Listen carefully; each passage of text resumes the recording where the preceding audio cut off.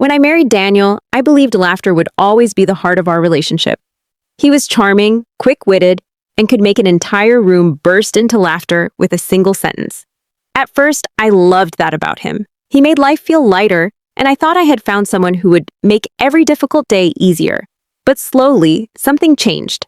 His jokes stopped making me laugh and started making me the punchline. It began with little comments in front of friends. "Don't ask Emma to cook unless you want to order pizza afterward," he'd say, even though he knew how hard I tried.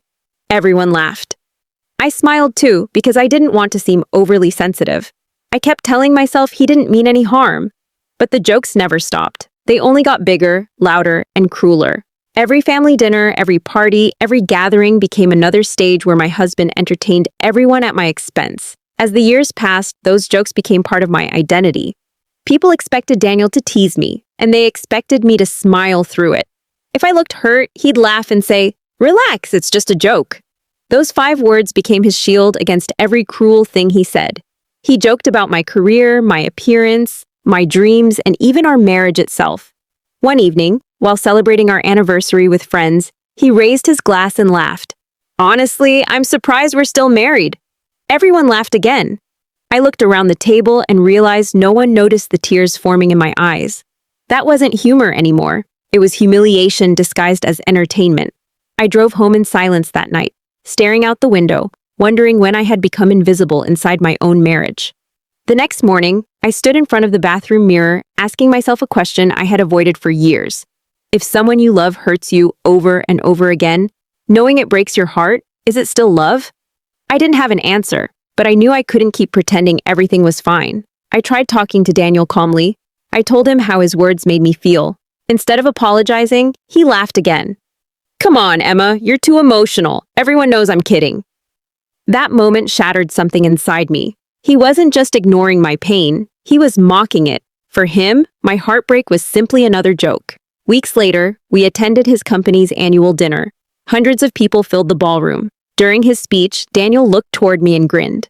People always ask the secret to a long marriage. Honestly, lower your expectations. The room exploded with laughter. My face burned with embarrassment. I forced a smile, but inside, something finally snapped. While everyone applauded, I quietly walked out of the ballroom. I sat alone in my car for nearly an hour, crying harder than I ever had before. That night, I realized I wasn't afraid of losing my marriage anymore. I was afraid of losing myself. The following week, I met with a lawyer. Signing those first divorce papers didn't make me feel powerful. It made me feel heartbroken.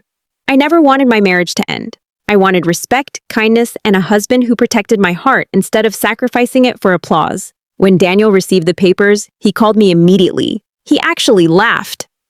"You're divorcing me? Seriously? This is another one of your dramatic moments, right?" But this time, I didn't cry. I calmly replied, "No, Daniel. This is the first time I'm not joking." Then I ended the call. For days, he kept trying to convince everyone that I was overreacting. Friends called me, asking if I was really ending my marriage over a few jokes. They hadn't seen the years of humiliation hidden behind those laughs. They hadn't heard the countless comments that slowly destroyed my confidence. Emotional wounds don't leave bruises that people can see, but they can hurt even more deeply than physical ones. Eventually, Daniel stopped laughing. He realized the divorce was real. Suddenly, he wanted counseling. Suddenly, he promised to change. Suddenly, he understood how serious everything had become. But understanding after someone has already reached their breaking point often comes too late.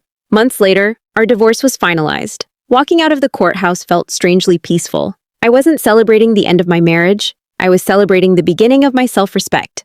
For the first time in years, I no longer worried about becoming the joke in every room I entered. I started rebuilding my confidence, reconnecting with old friends, and remembering the woman I used to be before constant humiliation convinced me I wasn't enough. Healing wasn't easy, but every step forward reminded me that respect should never be optional in love. Looking back now, I don't hate Daniel. I simply wish he had understood one important truth before it was too late. Humor should bring two people closer, not slowly tear one of them apart. A relationship cannot survive when one person's laughter is built on the other person's pain. By the time he realized that, the marriage he kept turning into a joke had already become a memory. Divorce wasn't funny anymore, because real consequences never are. If this story taught me anything, it's that love without respect cannot last. And sometimes, the bravest thing you can do is walk away from the person who keeps asking everyone else to laugh while you're silently breaking inside.